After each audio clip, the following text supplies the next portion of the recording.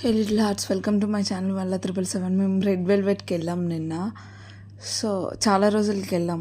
అక్కడ చాలా బాగున్నాయి కేక్స్ అని. ఇది వెజ్ క్యాజు రోల్ అనమాట. చాలా బాగుంది.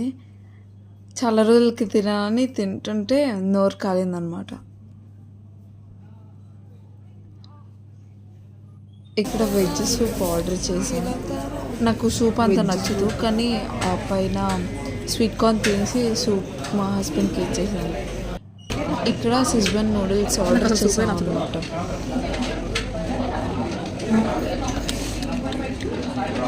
స్వీట్ కార్న్ ఉంది కాబట్టి తినేస్తున్నాము, లేకపోతున్నాము. బాగా ఏదో